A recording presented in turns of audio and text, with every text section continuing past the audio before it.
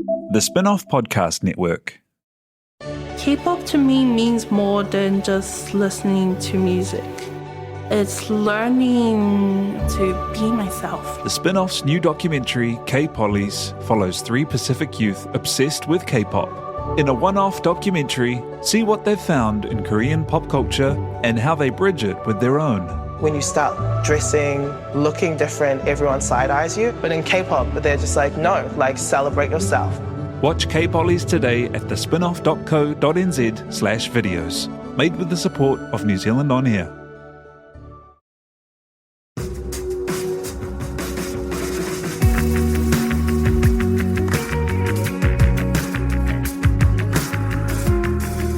You're listening to Business is Boring, a podcast that reckons it's anything but. Business is Boring is brought to you by Spark Lab, offering inspiration and practical advice to help businesses find their edge.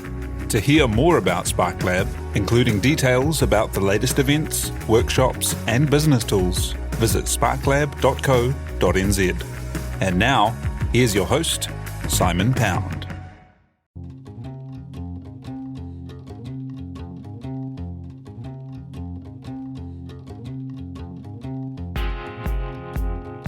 You're listening to Business is Boring, a podcast that reckons it's anything but.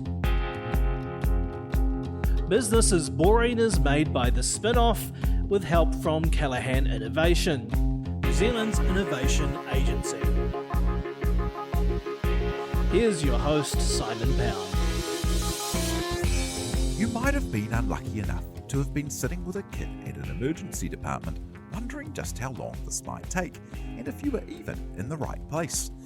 It's not a nice feeling, or a very productive one. It turns out that a lot of the people in the queue ahead of you, and maybe even you, might not be best served at that place. This insight helped lead today's guest to take a sidestep from a successful academic and business career into software entrepreneurship, making an app called EmergencyQ that works with DHBs and emergency and community health providers to make sure everyone gets the fastest, most appropriate care for their needs. It's saving millions of dollars and countless hours, and meaning stretched emergency departments are working on only the highest need cases. The app is the idea of Morris Pita, who gained an MBA at Oxford, was involved in delivering some of the biggest clean energy generation projects in the country, and became a consultant working on significant Māori economic development projects. To talk the journey, the goals of EmergencyQ, and economic development, Morris joins us now. Tēnā koe, thank you for joining us. Kia ora, thank you for having me. Hey, first off, it'd be really cool kind of to chat to your career leading up to the software development. Tell me how, your career took you through, was it management consulting and then to Oxford? Yeah, well, it was an interesting journey. I wasn't even planning to go to university. As a high school student, I had a chemistry teacher, Gillian Trotman, who stopped a chemistry class midway through and said, I've made up my mind, you're going to university and you're going to go to law school. And then she carried on teaching us about whatever she was teaching us. And so it's funny how certain things happen in your life which sort of set your course going forward. So off to university I went and enrolled in a law degree and completed that, and thought that I would spend the rest of my days as a civil servant working in public policy in Wellington, which I did for a year or two, and I really enjoyed it. But I found myself really attracted to the management aspect of what we were doing, more so than the policy aspect, which, while fascinating, it was more the delivery of things that I was finding myself interested in. So from there, I ended up at Ernst & Young as a management consultant for a couple of years, which in turn I was able to see that I needed to broaden my training, needed to get a wider skill set than I'd come out of with my liberal arts background, and ended up going off and doing an MBA to address that. That's fascinating. What was it that meant that you hadn't thought? Because, they're not trivial things, getting masters in law from Auckland and getting MBAs from Oxford. I mean, what was it that made you think that academia wasn't for you, considering you're obviously so right for it? Oh, look, I really enjoyed the studies, but I always saw them as a means to an end. So it was a way of developing my thinking processes. I'll never forget when I first got to law school, I didn't, like anyone who walked in there, didn't know how to think legally. And so they train your mind to approach problems in a certain way. And law school is particularly good for seeing the wood from the trees. And as I said, for me, the MBA was a way of broadening that skill set so that I was able to engage in more commercial issues in a more effective way. So, yeah, it was always a way of getting to the next step. And the MBA was a way of doing a better job in the private sector, which ironically, if you'd asked me sort of 5 or 10 years earlier when I was an undergraduate, was the last thing that I had on my mind as a career choice. But it's where I've spent the vast majority of my time since. Isn't that interesting? Because it's kind of like there's this idea that there isn't a lot of creativity in a commerce degree or something. But then once you get into the kind of the world of trying to make things happen, it's nothing but creative problem solving. Yeah, totally. I mean, one of the things in business, particularly when you're an entrepreneur, which is the space that I've been living in for the last decade or so, it's all well and good to have an idea, but you need to be able to action that idea and translate it into a service or a product that's actually going to solve someone's real life problem. So, yeah, this having the management training and then obviously the experience. In my case, I worked in corporate, both in the UK and here in New Zealand, gave me, I guess, the wider toolkit that I required to take ideas and translate those into genuine solutions for everyday people. And what's Oxford like? I mean, I guess everyone's got these kind of mediated views through, I guess in my head it's halfway between Brideshead Revisited and Harry Potter. Like, what's it really like? It's pretty cool. It's pretty cool. You know, as a Māori boy growing up in Beach Haven and then finding yourself on the other side of the world, living what was really only a fantasy. As I say, I wasn't even planning to go to university. And then, you know, roughly 10 years later, there I was. The first thing I noticed was when I was walking to my first class was just the walls going along the side of the road were so old. We would take those walls and probably put them in the Auckland Museum. And they were just brick walls. But pretty quickly, the pressure cooker of that environment takes over, and you find yourself just engaging very quickly in that world. And yeah, it's really important too, because one of the other parts that you learn there is that there's a major emphasis on teamwork, particularly in the MBA program. And those teams are multicultural. So I think 70% of us were from other parts of the world, weren't from the UK. So you learn very quickly how to assemble teams and deliver a specific outcome within a very short time period. So yeah, it was a fascinating experience. The college system too is really amazing.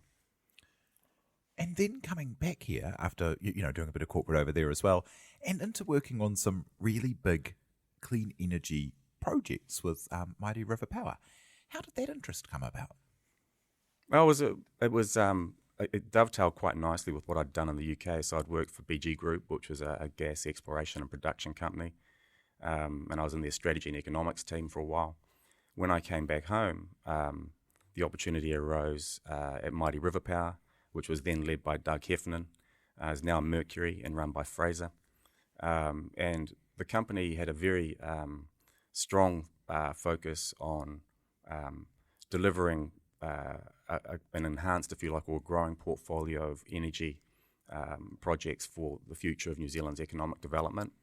It also had a strong focus on creating genuine partnerships with local iwi. And so that ticked both of my boxes and was a fantastic company to work for. There must be a lot of moving parts in pulling together not only a huge engineering challenge, a site-specific kind of energy development issue, and then, of course, all of, as you say, the iwi relations and the stakeholder and the government and competing kind of resource pressures on rivers and the like.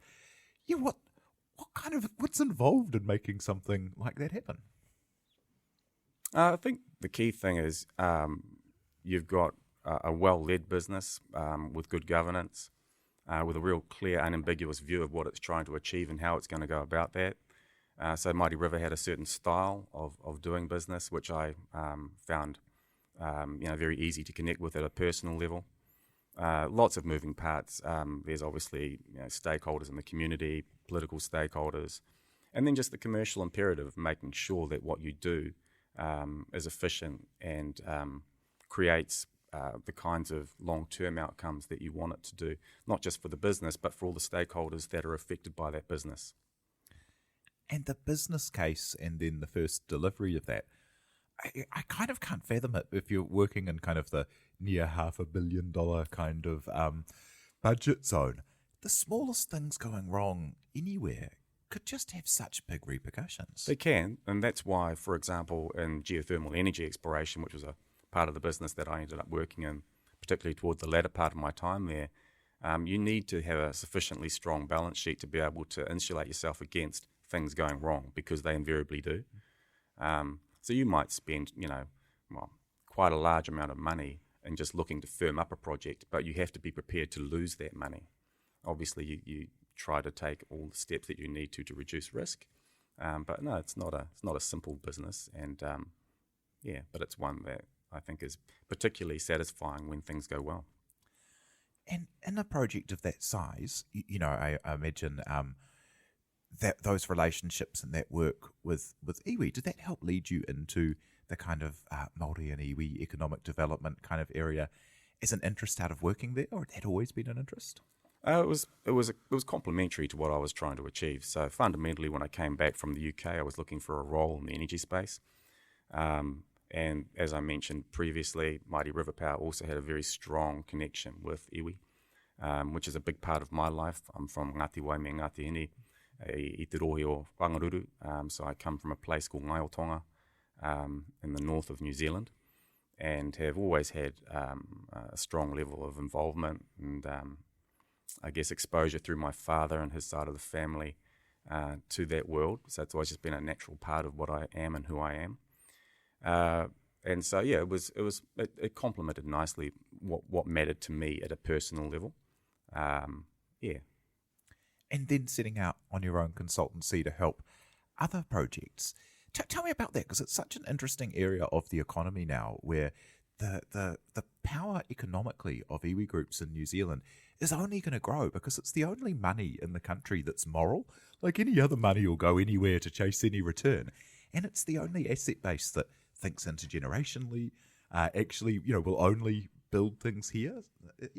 Tell me about that area. I think it's a really unique part of the New Zealand economy, and one we should all be proud of. Firstly, its exponential growth in less than 3 decades has been phenomenal as a result of the treaty settlements initially, which sparked obviously the Ngai Tahu and the Waikato Tainui momentum. The other part of it, I think, that is really unique is that when iwi are making investment decisions, clearly they'll be looking at the bottom line. However, they'll also be looking at a number of other lines, not least of which will be, what does this mean, as you just described, for generations 3, 4, 5, 6 down the track from here? So they really do tend to take not a 10-year view or a 20-year view, they're taking a 100-plus year view. The other thing they'll be looking at is what kind of an impact will this create for our people in terms of opportunities to improve their own lives, whether that's through further training or further employment opportunities and the like. So, I think it's an important part of the economic, but also the cultural and social fabric of who we are as New Zealanders. And it's such a great story of amazing management, which is so rarely kind of applied to it, because media love to look for, problems and all the rest of it. But if you look at like the amounts that were involved in these treaty settlements, they're tiny. Like they were tiny compared to the redress and, what was taken in the first instance and the breaches. And in most of the settlements, as an outside observer, it seems that more of the importance was just getting the historical record straight and getting an admission of how things actually had gone. And the money was kind of it's certainly more was paid out in the South Canterbury finance failure than in all treaty settlements combined. And yet, it's been such a story of economic success. No, you're quite right. There have been a number of corporate bailouts going back over the last 2 or 3 decades that I'm sure we're all more than familiar with, which vastly outweigh or outnumber the quantity that's being generated as far as treaty settlements are concerned. So I think what's happened is over time, iwi leadership have taken some very pragmatic and very wise decisions on behalf of their own people, but also on behalf of New Zealand Inc. And as a result, you've seen this incredible momentum. So I'm not quite sure what the current numbers sit at, but the last time I did some, which is probably 4 or 5 years ago, I think the Māori economy was sitting in the 40 billion, 45 billion mark. It'll be no doubt much, much higher than that at the moment. And 10 years from now, again, because of the miracle of compounding growth, we'll find that that position has moved on considerably as well, which is only going to be a good thing for New Zealand and creates jobs in general, and not just for Māori, but for other Kiwis who are looking to be a part of growing, exciting, successful businesses. I think the other really exciting thing about Māori business is it's becoming increasingly diversified. So traditionally, we were heavily involved in the primary industry, so forestry and farming and the like, which is still a critical backbone of what we do. But however, increasingly, we're becoming more and more diversified. So, for example, in the technology space, which is the one I've been working in for the last 3 years in particular. Yeah, tell me about your journey into being a soft, because this is like a very significant career, like working on some really big projects with, especially with the iwi groups and Māori economic development, must be very satisfying. And then involved in governance, so onto DHBs, pretty gnarly kind of workload, I imagine. What led you to be thinking, I'll tell you what, late 30s, I'm going to become a software entrepreneur? Yeah, look, it's my career's sort of been a bit that way. I get involved in things and I enjoy them, and then, you know, every door that you go through in life, 2 or 3 new doors present themselves at some point. I was fortunate enough to have the privilege of being asked to sit on the Auckland District Health Board and the Waitemata District Health Board back in 2013. And it was interesting, actually, because whilst there's a governor, you have access to some very good information about the organisation, what's going well, and also, importantly, where its challenges lie. Even though I was very aware that in the emergency department part of the business, there were some challenges that needed to be continually dealt with. It wasn't actually until I had a personal experience a couple of years later with one of my own sons who was ill one weekend that the idea for this kind of a solution came to mind. So I sketched it out the following morning and did a bit of research on it and declared my interest, declared my conflict, if you like, at a board level, and stepped out of all conversations and board meetings, etc., related to that particular topic, i.e. emergency medicine, and got on with it. So, yeah, it's been a really interesting journey. It's been quite different to what I was doing before, but I always maintain, or try to, a fairly open attitude and view of the world and what might come around the corner tomorrow. And, yeah, this has been a really exciting process to be a part of. And talk us through that idea. So you're sitting there with your son at the emergency department, and what happens? Look, they gave us fantastic treatment. I should make it clear, I'm neither technical, so I'm not a coder, and nor am I clinical, so I'm not a nurse or a doctor. But never let those sorts of barriers get in the way of a good idea, what you think might be an idea. So we had a son who was ill one night. It was on the weekend, and our doctor we knew wouldn't be able to see him probably till Monday afternoon. And so we wanted to get him assessed. So we took him to a local emergency department. And look, the nurses and the doctors were fantastic. So you couldn't fault any of that. But I thought to myself, after that experience, had somebody said to us, look, with his particular issue, he could actually safely be seen in a primary care environment. And by the way, there's 2.5 kilometres from where we're sitting now. And by the way, they could see him in about an hour. And by the way, you're going to be here for 7.5 hours. And by the way, he's under 13, so he's free. If someone had given us those basic data points, that would have really affected the decision that we took as carers, which is why the next day I sort of sketched out, before I even got out of bed, EmergencyQ as a system. And that 7 hours that you're sitting there, you're actually clogging up the queue for people who actually need to be in the emergency department too. Yeah, unknowingly. And as I said, I was a board member on that particular organisation. And it's a very common problem. And so it really sort of hit me the next day. I thought there's got to be a better way of doing this. And you're absolutely right. The emergency departments of hospitals are staffed by people who are trained to deal with medical emergencies. So if the bone is sticking out of your leg, fantastic choice. If you've got chest pain, you're in the right place. But if you've got itchy eyes, or you just want a repeat script, or if you've got a cold, it's probably not the ideal location to start your medical journey. You're much better off starting in a primary care environment in the community, so at a GP or at a local walk-in clinic. And it'd be a lot more expensive to get someone tooled up for emergencies to deal with an earache. Totally. I mean, obviously they've got large overheads, particularly the cost of just the infrastructure of building and running a hospital. Each time you want to add 10 new beds to an emergency department, you have to write a check for $10, $20 million. So the overheads are massive. It's far, far more cost effective for the taxpayer if that patient is treated in the community. So the logic all checks out, but how do you go about creating an app and get it into the hospitals to get people the right information and then get it into people's hands so they know to use it? It's not easy. Yeah. You start at the beginning and keep going. You will get knocked down regularly, and you have to dust yourself off and get back up again. You have to create everything. You have to come up with the idea.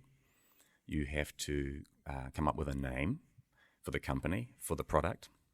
Then you have to find someone to help you build the product. You have to create the governance structures, the policy structures, the health and safety systems. Everything has to be created from scratch. It's one of the biggest challenges about being an entrepreneur. I think there's like two kinds of entrepreneur. I think I've been both so far. There's maybe a third and fourth I just haven't come across yet. I look forward to that. But the two broad categories I always look at entrepreneurship in are, one, the entrepreneur who gets involved in an existing industry. So my pharmacy company and my consulting company were both existing industries. There were markets in place. You were just looking really for market share and a point of difference. Whereas the inventive side of entrepreneurship is we are actually coming up with an idea from scratch and then trying to convince people to trust you and to trust the service or product to use it in their environment, which is all the more complicated in the health system, which by definition is very conservative because you're dealing with a very precious cargo, which is the health and well-being of the patients that they look after. And how's that gone? Well. What kind of impact is it having? It varies. So there's a range of factors which determine success for us, but I guess if I was to summarize, since we started, I think we've got more than 23,000 people who have used the system in the last couple of years.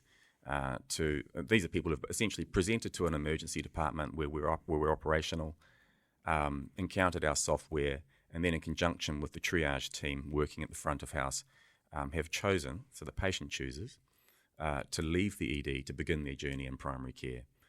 So it's been huge. And, for the hospitals that are working with us, that can amount to, 100, 200 people a week, depending on what's going on. For example, during the winter period, when the flu season's on, the numbers will be a lot higher. Similarly, when our GP community is on leave at Christmas time, numbers in the hospitals are a lot higher. So we've been really, really pleased with the impact. And how does it actually work? So someone walks into the emergency department, maybe they've got an earache, and they see a poster on the wall, or the triage nurse says, have a look at this, there might be another option. And then they jump on the app and they're actually able to see that a GP type situation, maybe a PHO hub down the road, has space, will only take an hour, and they should go there. Yeah, it's a pretty good description. I mean, just to colour in a bit of the detail. So you'll walk into that ED as a patient. We haven't invested a huge amount in marketing at this stage, so typically you won't have heard of EmergencyQ. You'll see a large screen on the wall, which is one of our portals.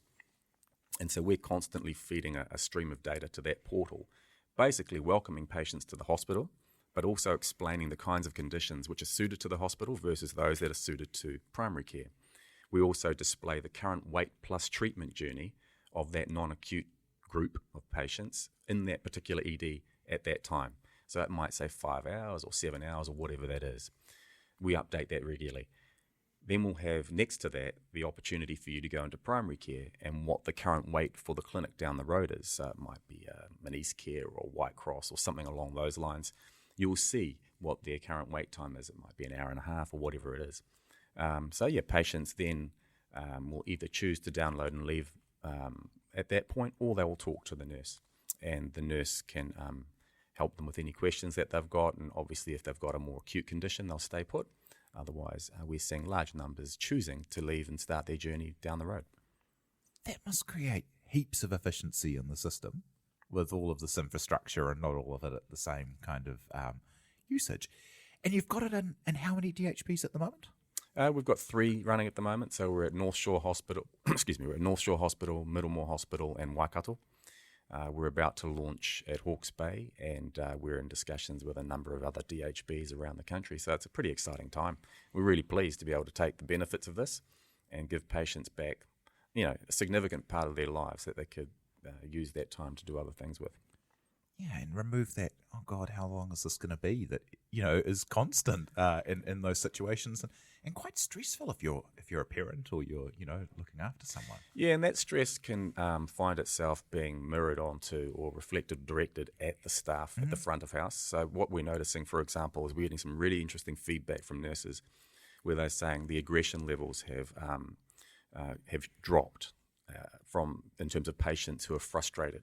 Because what's happening is when the nurse is providing that patient with an alternative right at the outset, and when the nurse is able to direct that patient to the TV screens or to their mobile app, and they can actually see, look, if you stay here, that's fine.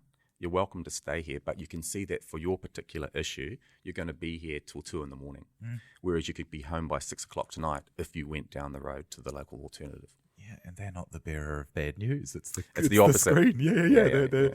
And that must have, is there stuff like this happening overseas, like international application? Well, when I first came up with the idea back in 2015, I just assumed there must be. However, whilst I could find little pieces of what I had in mind, so there's loads and loads of healthcare applications which will tell you, what your local hospital's wait time is. Finding something that gave you the counterfactual, and then also had the other elements of the system that I had in mind, which was a portal-based approach. So we have a range of portals that we run. If it was just the mobile app, this wouldn't have much effect at all. But when you take a systematic approach to this, so we've got a portal, which I've described for the waiting room. We've got portals designed specifically for triage nurses in hospitals. And then we've got portals designed specifically for primary care. And when those are all designed with the view and needs of that patient in mind, that's when the magic happens. That's why we're seeing, up to 14% reductions in ED volumes. And are you going to take it overseas? Is that the next step? Absolutely. So our focus right now is very much on doing a fantastic job for our New Zealand doctors, nurses, ward clerks, and our patient communities. But the problem that we have here is not unique. And we're in early stage discussions with several other markets offshore.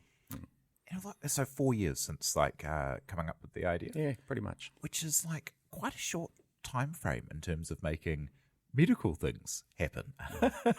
That's crazy. When you just told people that you were stepping out of working at the top table and then going to be someone knocking on the door with an idea, did people tell you were bananas to be trying it, or have there been times when it looked like it wouldn't be working? Absolutely. And this is one of the things you need to have as an entrepreneur. I think you need to be able to handle the word no, because in the early days, you'll hear 99 of those for every yes that comes your way. So again, it's that ability to dust yourself off and carry on, but also to learn from when people tell you no. And, why might they have said no, and what's in their thinking. Well, put yourself in their shoes, essentially, and then take that learning on board for the next time. But yeah, look, I think it's a real privilege. Yeah, so look, no is normal when you're an entrepreneur, especially when you're coming up with a new idea, and particularly when you're trying to get that new idea to take hold in a very conservative environment, which is the public health sector. Now, it's rightly designed that way. It's designed to change very slowly because it's effectively, looking after the lives of yourselves and your family, our community, our family. So, but, you just need to maintain a real clarity of what it is you're trying to achieve. So an unambiguous view of what the vision is, and then to have some very clear stepping stones towards achieving that, and to listen to the feedback that you're receiving, to really listen. And when you do that, when you take that approach, you find that gradually the no's start to become less and you start to get more yeses.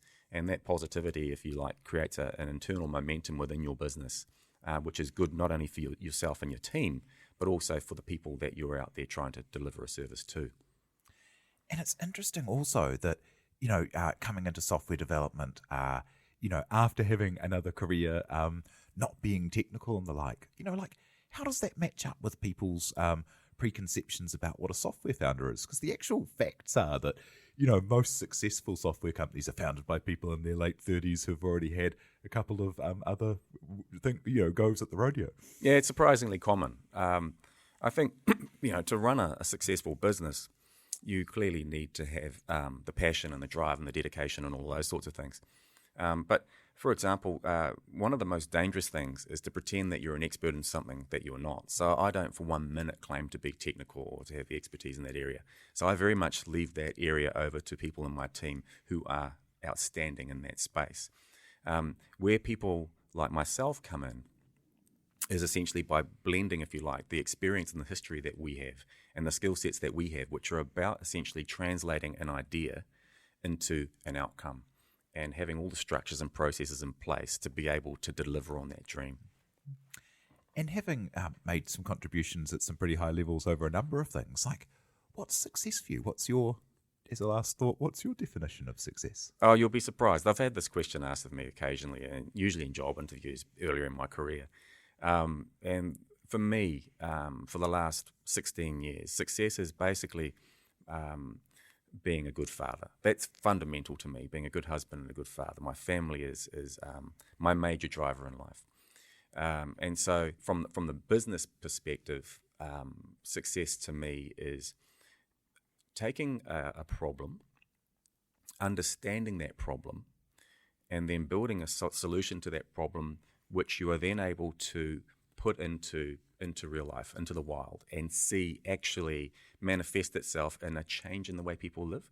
So I really get a huge kick out of the idea that from the time I went to bed to the time I woke up, dozens of people around the country used our software and saved themselves about 4 hours in time, which is time that they could use to go back to bed or do whatever they wanted to do with their lives. It's really hard to describe or put a value on that. So for me, success is about helping people in whatever way you can through what it is that you do.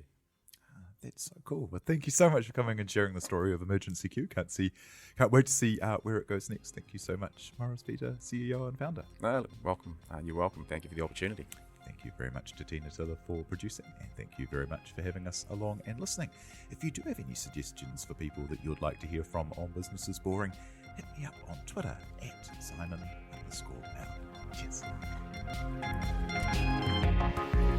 You've been listening to Business is Boring, presented by Simon Pound. And brought to you by the Spinoff and Callaghan Innovation.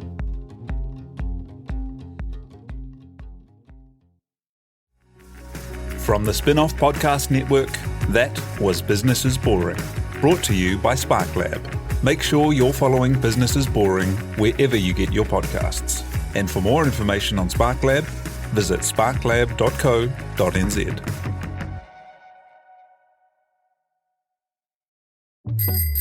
Ready to rediscover the joys of cycling? With over 300 kilometres of cycle paths across Tamaki Makaurau, jumping on your bike and going for a ride is such a fun way to discover the city from a different perspective. Cycling is getting more and more popular across Auckland, so now's a great time to join the hype and give cycling a go. Head to at.govt/cycling to find your nearest cycleway today. The Spinoff Podcast Network.